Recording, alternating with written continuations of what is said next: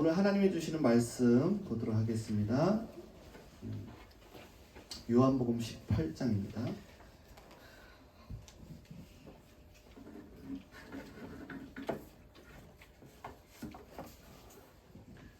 요한복음 18장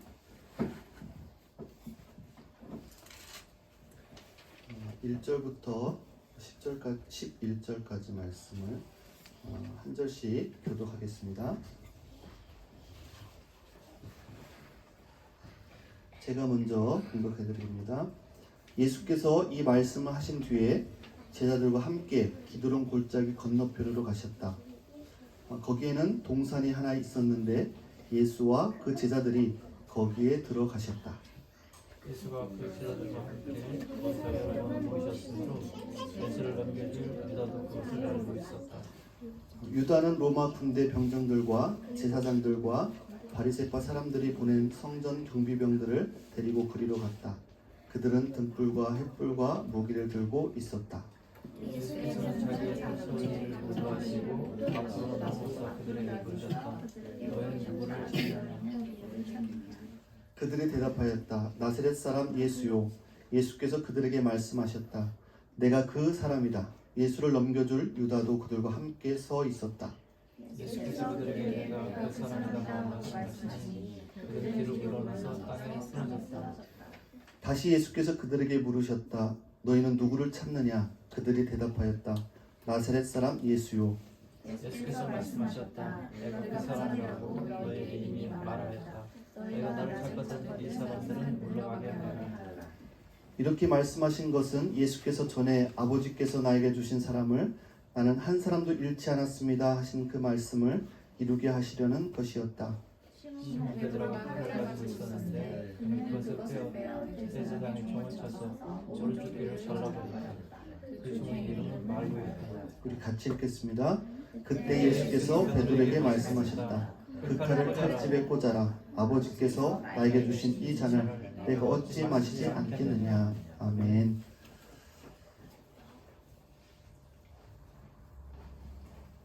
김춘수 시인이 쓴 꽃이라는 시가 있어요. 제가 한번 읽어드릴게요. 내가 그의 이름을 불러주기 전에는 그는 다만 하나의 몸짓에 지나지 않았다. 내가 그의 이름을 불러주었을 때 그는 나에게로 와서 꽃이 되었다. 내가 그의 이름을 불러준 것처럼 나의 이 빛깔과 향기에 알맞는 누가 나의 이름을 불러다오.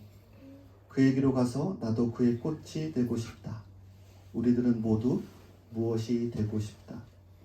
너는 나에게, 나는 너에게 잊혀지지 않는 하나의 눈짓이 되고 싶다. 이 시의 내용은요, 그 존재의 의미에 대한 그런 것을 시로 표현했습니다. 우리가 인생을 살면서 내 인생이 어떤 의미가 있을까? 주님이 우리의 이름을 불러주실 때 우리는 진정한 의미의 삶을 살게 되는 거예요. 하나님이 없는 인생은 의미가 없는 것이죠. 그래서 정말 여러분의 인생 가운데 하나님과 동행하고 하나님께서 인정하는 의미 있는 그런 삶을 사는 저와 여러분 될 수 있기를 간절히 축복합니다. 우리가 요한복음을 계속해서 우리가 말씀을 보고 있습니다. 그래서 이제 18장 말씀을 보고 앞으로 19장, 20장, 21장 이렇게 남았죠. 우리가 요한복음을 통해서 정말 예수님이 누군가를 우리가 배우고 또 알아갔으면 좋겠습니다. 오늘 말씀은 이 예수님과 제자들이 이 감람산에 가셨어요. 그래서 그곳에서 유다의 배신으로 인해서 잡히시고 또 신문 받으시고 이제 사형 선고를 받으시는 내용이 바로 이 요한복음 18장 말씀입니다. 그러면서 오늘 제목을 뭐라고 나왔냐면 한번 같이 해볼까요? 너희는 누구를 찾느냐? 자, 시작. 너희는 누구를 찾느냐? 너희는 누구를 찾느냐? 여러분들은 누구를 찾으십니까? 여기에 주님을 찾아오셨겠죠. 여기에 온 로마 군대, 병정들, 제사장들, 바리새파 사람들이 보낸 그 경비병들은 예수님을 찾아왔어요. 그런데 그 목적이 뭐냐면 자신들의 유익을 위해서 예수님을 이용하기 위해서 찾아온 것을 보게 됩니다. 예수님을 죽여야 내 지위가, 내 위치가 견고해지고 또 내가 드러날 수 있기 때문에 예수님이 계시면 사람들이 거기로 다 모이니까 예수님을 죽이는 그런 모습을 보게 됩니다. 예수님을 이용하는 사람들이죠. 그런데 오늘날도 마찬가지로 이 예수님을 이용하는 사람들이 있어요. 예수님을 이용해서 내 자녀가 잘 되기를 바라고, 내가 하는 일이 잘 되기를 바라고, 내 목회가 잘 되기를 바라고, 예수님을 이용해서 뭔가를 이루려고 하는 모습들이 우리 안에도 있는 것을 보게 됩니다. 근데 오늘 말씀을 통해서 주님은 그걸 원하시지 않는다라는 거예요. 온전히 주님을 예배하고 찬양하기를 원하시는 그 주님의 마음을 오늘 이 말씀을 통해서 깨닫고 주님을 이용하는 사람이 아니라 주님을 온전히 예배하는 그러한 삶을 사는 우리의 신앙의 자세가 되어야 될 줄 믿습니다. 우리가 이 자리에 모인 이유가 무엇입니까? 나를 위해서 모였습니까? 아니면 내 가족을 위해서 모였습니까? 우리 아이들을 위해서 모였습니까? 정말 예수님을 찬양하고 하나님을 찬양하기 위해서 이 자리에 우리가 모인 것이죠. 이 자리에 모인 이 자리에서 주님이 묻고 있습니다. 너희는 누구를 찾느냐? 준영아, 너 지금 누구를 찾고 있냐? 겨울아, 지금 너 누구 찾고 있어? 라고 물어보시는 거죠. 이 시간에 우리가 주님을 찾고 있나요? 정말 간절한 마음으로 주님을 찾고 있나요? 주님을 찾으면 주님이 우리를 만나 주실 것입니다. 성도는요, 성도들을 이용하는 사람들이 아니고요, 목회자를 이용하는 사람들이 아니에요. 서로 사랑하고 섬기는 것이 교회인 거죠. 목회자도 마찬가지. 목회자도 성도들을 이용하는 사람이 아니에요. 그러면 그 사람은 하나님께 버림받은 사람이 될 수밖에 없는 것입니다. 오늘 말씀을 보면 예수님은 자신이 죽을 줄 알면서도 그 길을 가십니다. 누구를 위해서요? 우리들을 위해서 그 죽음의 길을 가십니다. 그러면서 그 사람들이 와서 잡으려고 할 때 제자들이 같이 있었잖아요. 제자들이 같이 있었을 때 이 베드로가 어떤 일을 했냐면 10절 말씀에 이렇게 기록이 되어 있어요. 시몬 베드로가 칼을 가지고 있었는데 그는 그것을 빼어 대제사장의 종을 쳐서 오른쪽 귀를 잘라버렸다. 그 종의 이름은 말고였다 라고 기록을 합니다.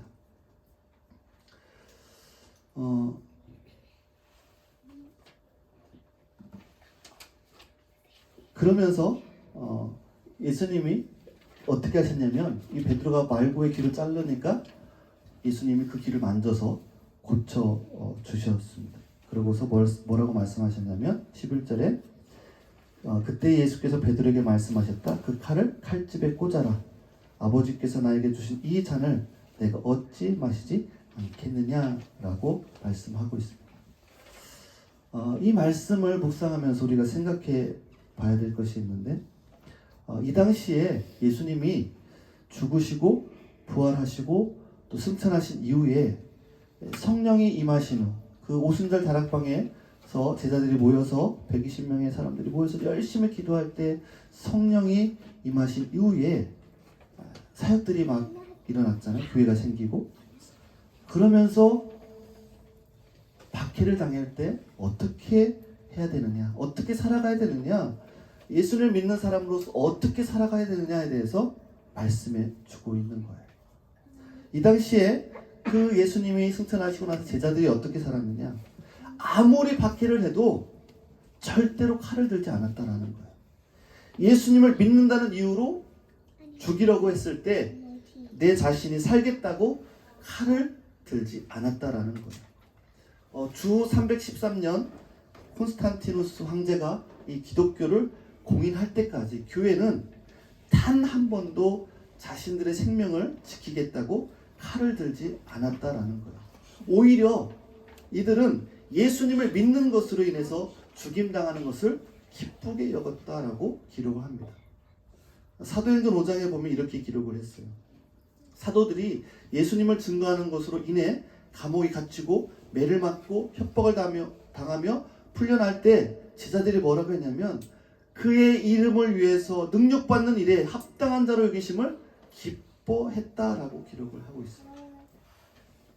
심지어 원형 경기장에서 검투사들과 싸워야 하는 그러한 상황 속에서도 이들은 상대 검투사에게 칼을 들지 않고 죽임을 당했다는 기록들이 남아 있습니다. 현대를 사는 우리도 마찬가지인 것이죠. 교회가 성도가 세상으로부터 공격당하고 무신당한다고 해서 세상의 힘으로 그들을 공격해서는 안 된다는 것을 주님이 몸소 보여주고 있는 것을 보게 됩니다. 세상을 이기는 방법을 주님이 알려주셨는데 그것은 뭐냐면 죽는 것이죠. 그래서 본절에서 아버지께서 주신 잔을 내가 마시지 아니하겠느냐라고 말씀하신 거예요. 이 잔이 무엇을 의미하는지 알고 계셨어요, 주님은? 죽음이셨던 것이죠. 그 죽음만이 우리에게 생명을 주는 방법이었기 때문에 이 죽음으로 이기신 것을 우리에게 보여주고 있습니다. 이 말씀을 통해서 이 땅을 사는 주의 백성들의 삶도 분명하게 우리에게 주님이 말씀해주고 있는 거예요. 주님께서 마신 잔을 우리도 마시는 거예요. 주님께서 우리를 위해 죽음의 잔을 마셨다면 우리는 주님의 영광을 위하여 이 잔을 마시는 것이 그리스도의 제자의 삶인 것을 보게 됩니다. 그래서 말씀으로, 하나님의 말씀으로 매 순간 우리가 죽어야 되는 거예요. 세상의 욕구에 대해서, 명예에 대해서, 쾌락에 대해서, 육신의 욕구에 대해서 우리는 날마다 죽어져야 되는 것이죠. 그게 바로 이기는 것이다라고 말씀하고 있습니다. 우리가 정말 예수님을 믿는다면 매 순간 우리는 이 말씀 앞에 죽어져야 되는 것이죠. 내 분노 앞에, 내 입술의 저주 앞에 우리는 내가 죽어져야 되는 거예요. 나를 공격하는 사람들이, 나를 싫어하는 사람들에게 똑같이, 아니 그보다 더하게 우리가 대적하고 저주의 말을 퍼붓는 것이 아니라 어떻게 해요? 우리는 매일 매 순간마다 그 앞에 죽음으로 나가야 된다는 것을 주님은 우리에게 오늘도 말씀하고 있는 것을 보게 됩니다. 예수님이 나사로를 살리신 이후에 많은 사람들이 예수님을 믿었어요.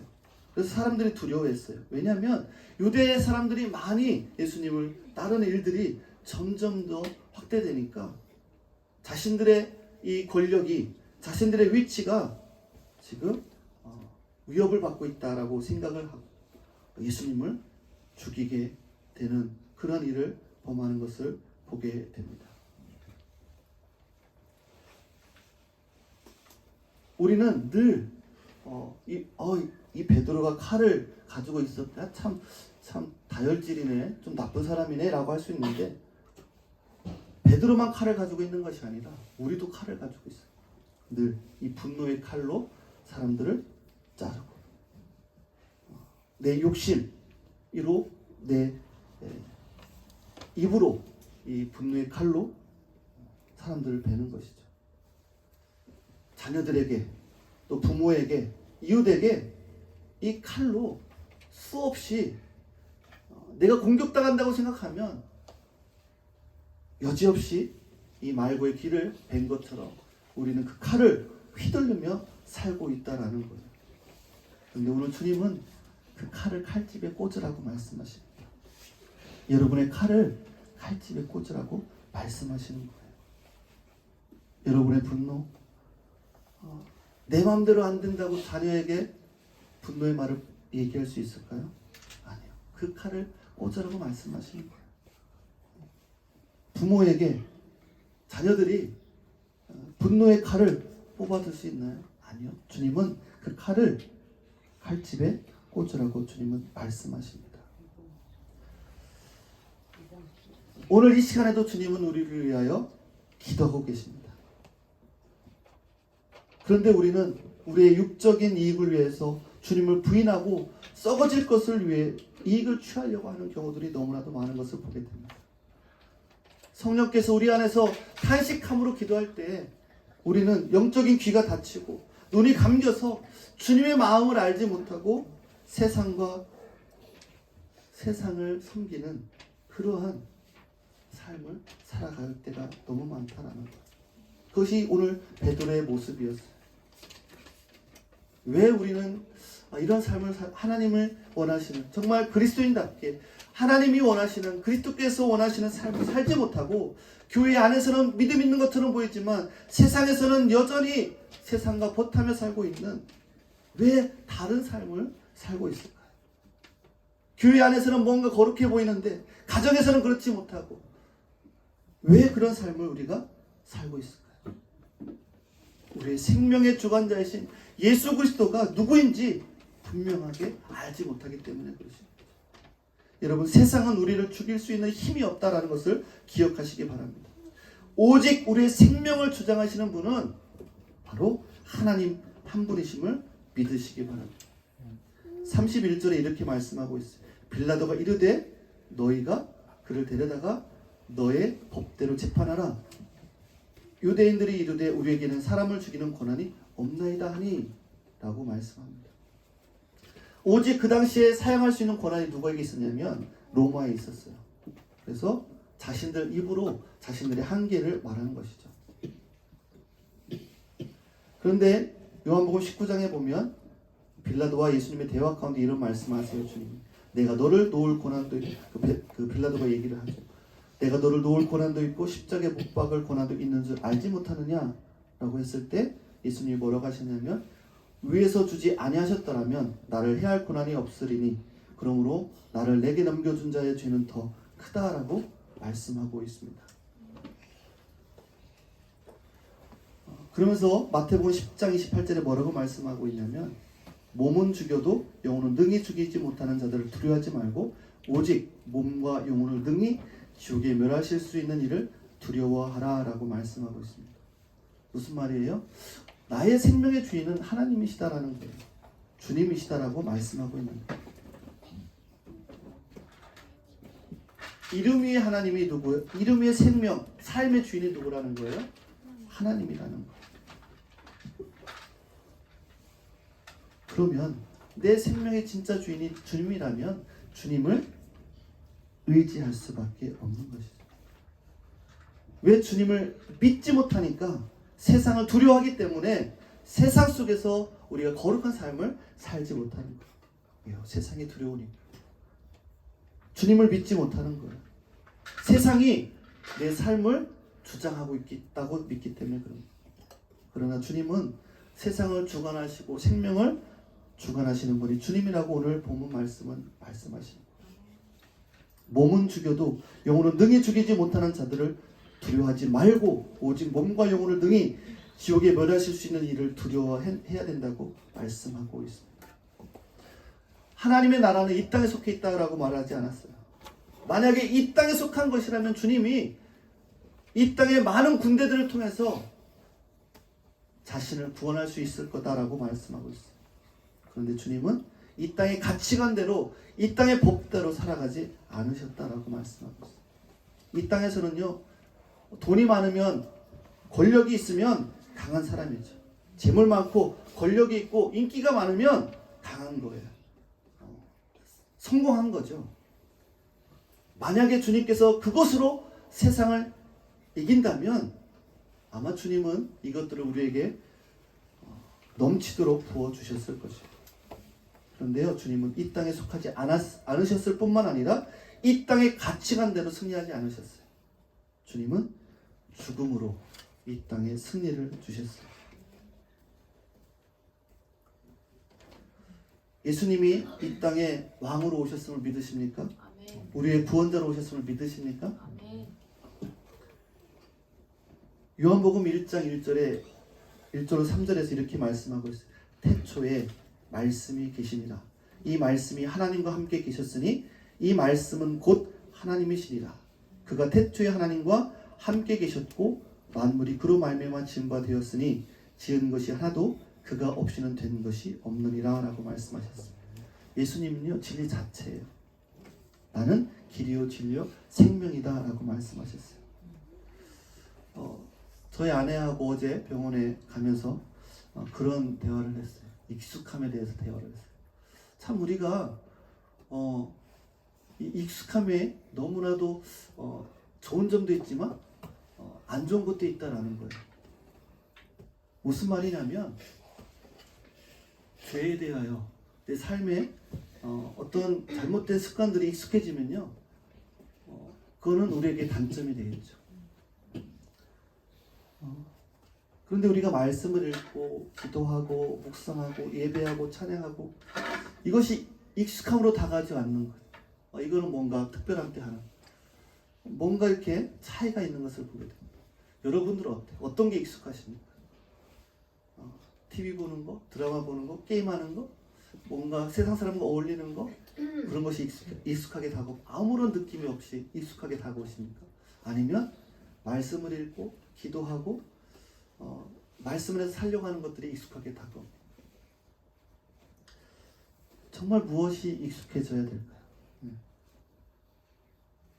우리는요 뭔가 드라마를 보면요 시간 가는 줄 모르고 그것이 잘못됐는지 그것이 바른 건지 생각조차 들지도 않아요. 그냥 보면 2시간, 3시간이 지나도 아무런 느낌이 없어요. 그런데 하나님이 없는 것, 이 하나님이 내 안에 계시는지 이 말씀을 읽을 때 이거는 뭔가 좀 어색한 느낌이 들 때가 많이 그런 얘기들을 하면서 참 조심해야겠다. 내 세상에 익숙해짐을 우리가 두려워해야겠다.